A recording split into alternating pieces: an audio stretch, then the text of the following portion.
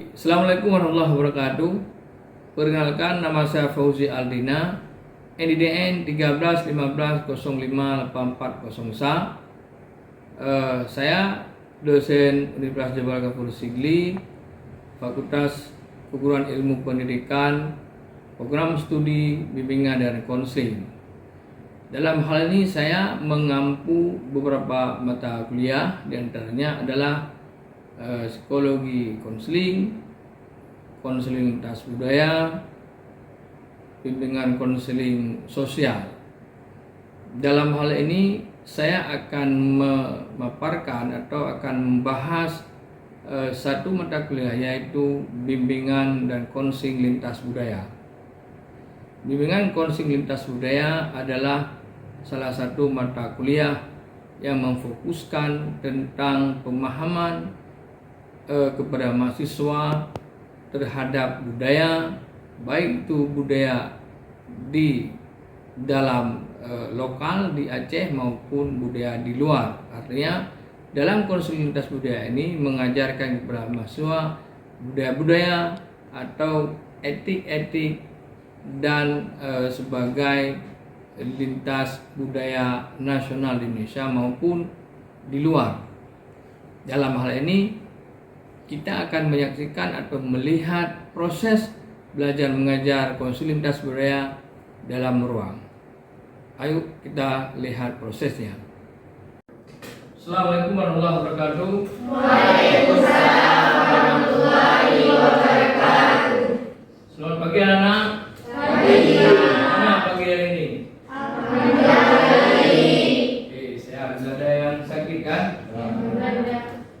Hari ini kita akan melanjutkan unsur-unsur budaya dalam konseling lintas budaya. Minggu kemarin setelah kita menjelaskan atau setelah kita proses belajar mengajar dengan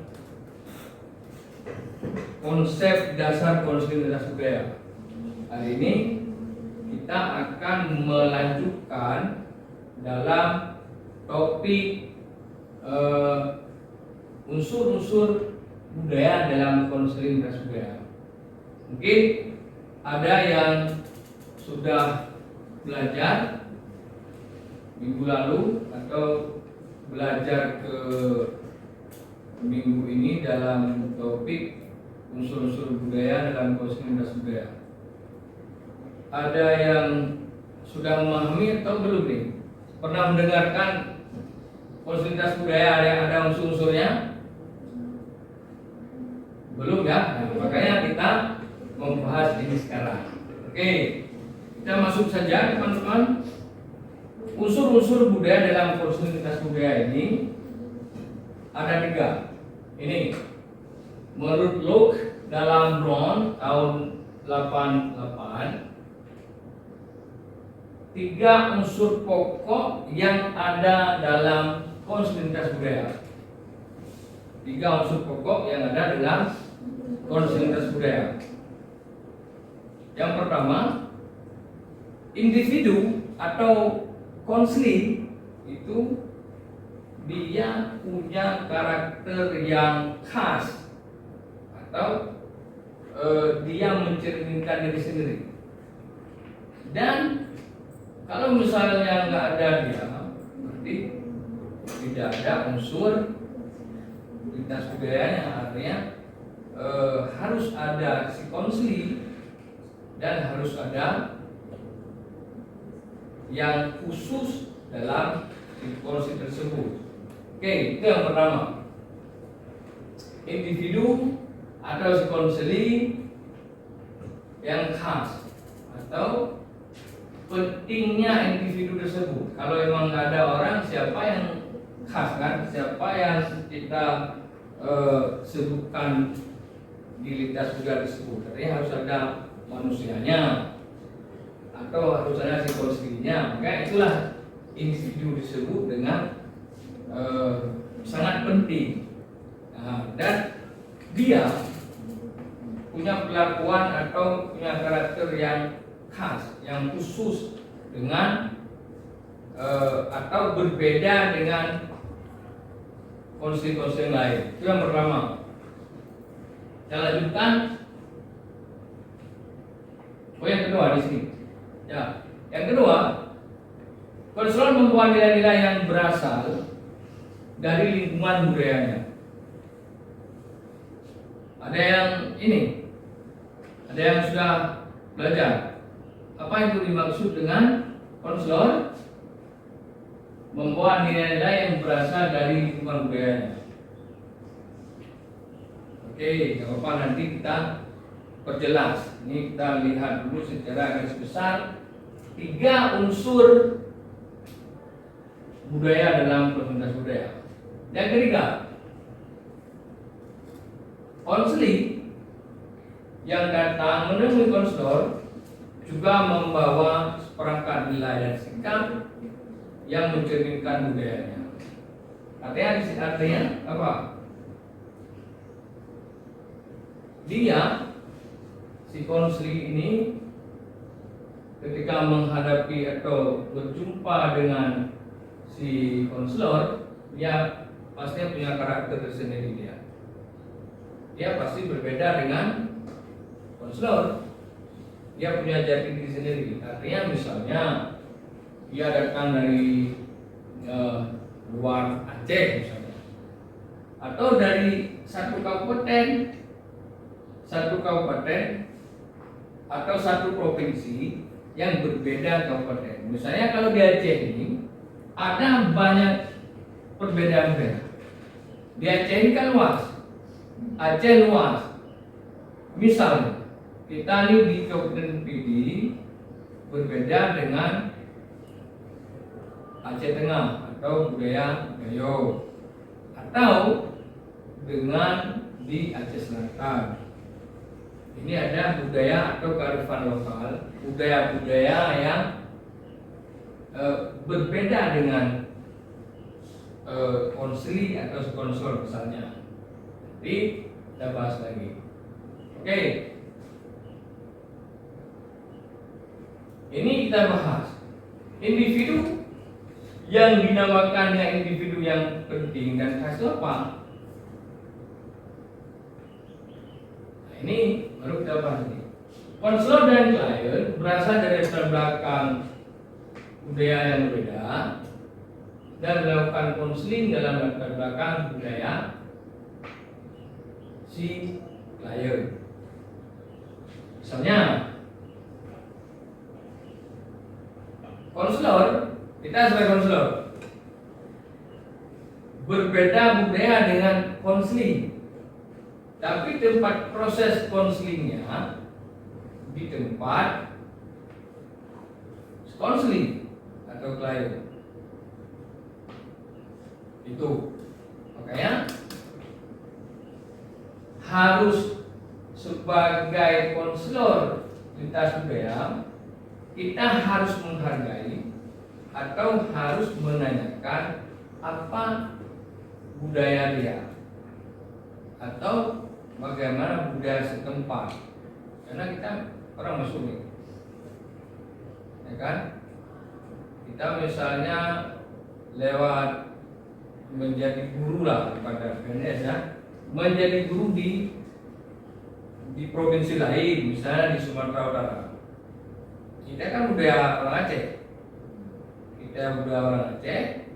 menjadi guru di Sumatera Utara, punya konsili orang Sumatera Utara, kan sudah berbeda ya.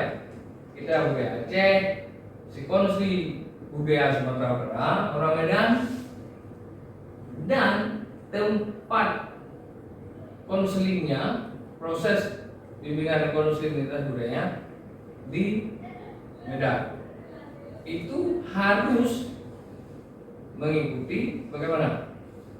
Harus mengikuti budaya, harus mengikuti budaya setempat. Ya, makanya sebagai konselor kita harus peka. Sebagai konselor kita harus peka. Oh, ini budaya si konsili ini begini, budaya si konsili ini begini. Ya, makanya sebagai konselor kita harus peka melihat sisi budayanya bagaimana. Oke, ini yang pertama nih. Sebelum kita masuk ke item kedua, mungkin ada pertanyaan di sini. Ada pertanyaan? Silakan. Oke, silakan, Kaisa. Assalamualaikum warahmatullahi wabarakatuh.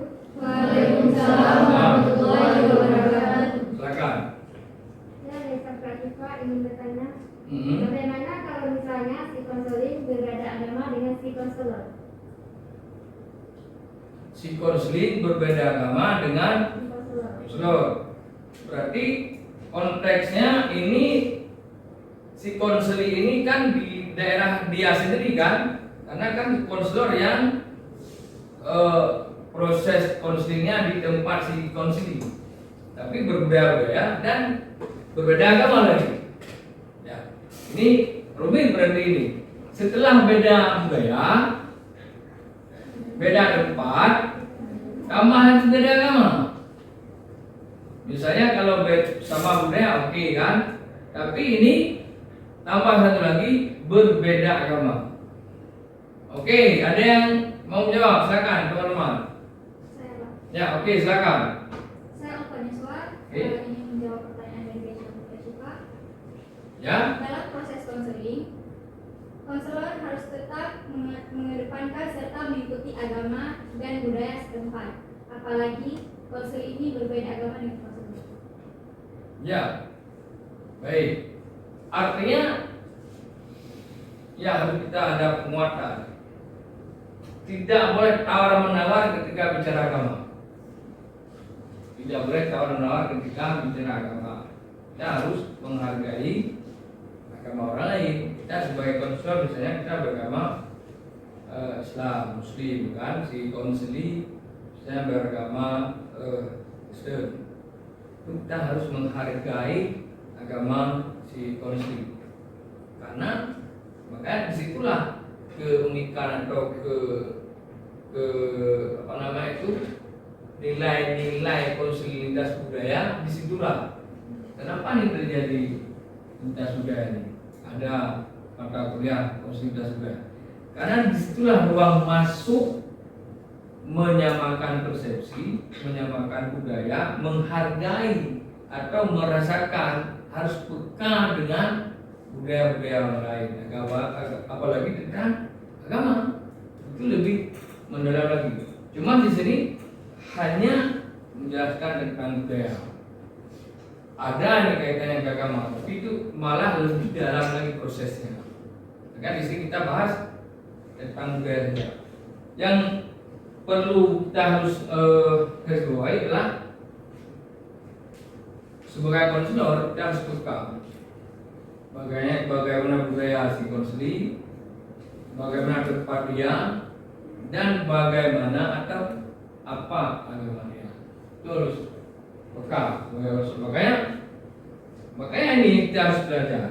Jangan ketika kita sudah belajar, meskipun kita di Aceh ini mungkin nggak ada perbedaan yang signifikan, nggak ada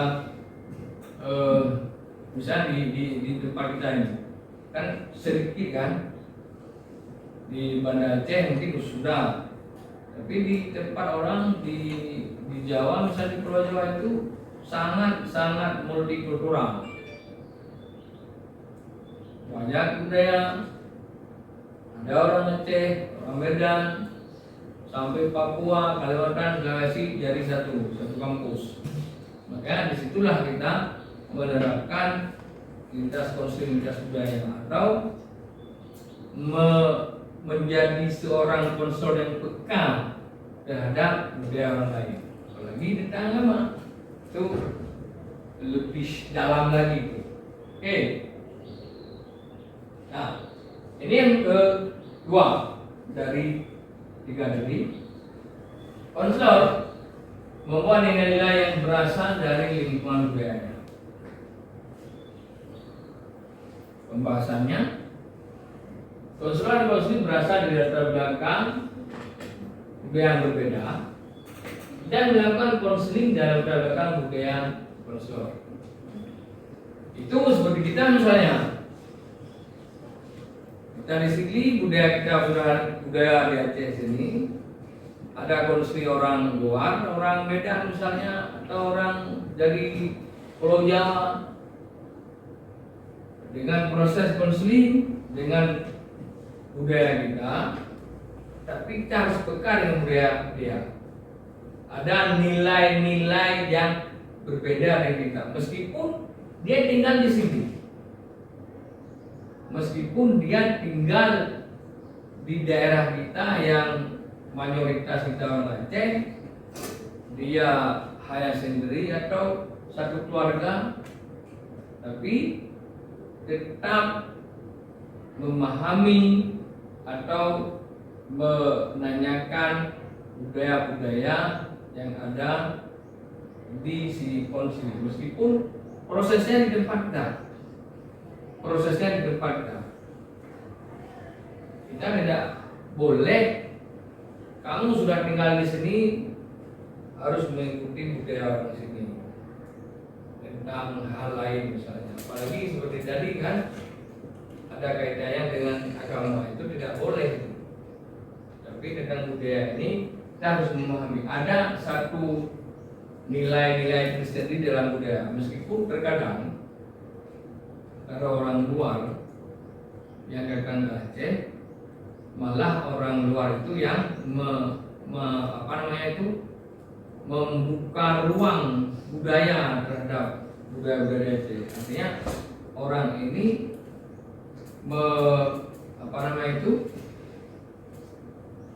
memahami budaya di Aceh. Nah, tapi kita sebagai konselor tetap memberi ruang kepada dia. Oke, silakan kalau misalnya kamu tidak cocok dengan budaya ini, silakan tinggalkan. Nah, itu. Oke. Yang selanjutnya yang ketiga, konseling datang melalui konselor, membuat perangkat nilai dan sikap dengan menceritakan budaya. Ini penjelasannya gimana?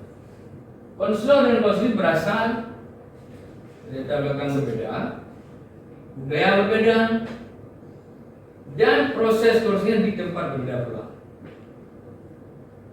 Contohnya, kita sebagai orang Aceh tinggal di luar, konselingnya orang luar juga, misalnya orang luar negeri, prosesnya di tempat luar juga. Tuh, makanya sama-sama memahami. Ini unik nih sebenarnya, unik nih.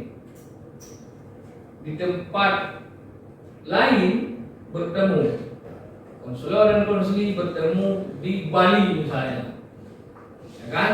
Bertemu di Bali, prosesnya di Bali. Kita sebagai orang Aceh konselor, di konseli orang bule misalnya, orang Australia, bertemu di Bali. Tapi kita tetap mengedepankan budaya lokal atau kearifan lokal di Bali. Kita tidak boleh membawa budaya kita dan membawa budaya si konselor. Oke, ini ada pertanyaan nggak? Ini unik nih. Silakan, kalau misalnya ada pertanyaan silakan ditanyakan. Ini unik. Oke, silakan. Izin bertanya Pak, Siap. bagaimana jika misalnya konselor dari Aceh menetap di Bali dan mendapatkan klien luar negeri, dan proses konselingnya dilaksanakan di Bali, maka budaya mana yang harus mereka ikuti? Ya, bagus sekali ini pertanyaan. Oke, ada teman-teman yang menjawab? Ya, silakan. Baik, saya akan coba menjawab pertanyaannya. Proses konseling lintas budayanya tetap harus mengikuti dan mengedepankan tempat berlangsungnya konseling, yaitu seperti contoh dari pertanyaannya di Bali, meskipun konselor dan konseling memiliki tempat asal dan latar belakang yang berbeda. Ya, benar, betul sekali. Artinya apa di sini? Artinya ada pepatah itu di mana langit dijunjung, apa? Di mana bumi dibelak, di situ langit dijunjung. Artinya apa? Meskipun kita orang Aceh, si konsili orang luar, kita menetap di Bali, kita harus menekankan budaya di sana. Makanya nggak bisa kita orang ketemu di Bali, oh kamu nggak bisa nih, kamu harus menerapkan atau budaya di Aceh ini bukan begini. Atau si bule itu saya harus begini, nggak bisa. Apalagi di Bali itu dia harus sangat ketat ya. Di Bali itu nyepi saja itu dia harus pesawat itu hari setengah hari nggak boleh terbang di atas Bali. Itu memang luar biasa Bali. Makanya harus mengikuti budaya setempat. Nah, maka disitulah proses jadinya konseling lintas budaya. Oke, ada pertanyaan lain? Ya, kalau misalnya tidak ada lagi, minggu depan kita akan masuk ke topik karakteristik konselor lintas budaya. Karakteristik konselor lintas budaya. Untuk hari ini kita cukupkan saja. Lebih kurang saya maaf. Assalamualaikum warahmatullahi wabarakatuh. Waalaikumsalam warahmatullahi wabarakatuh.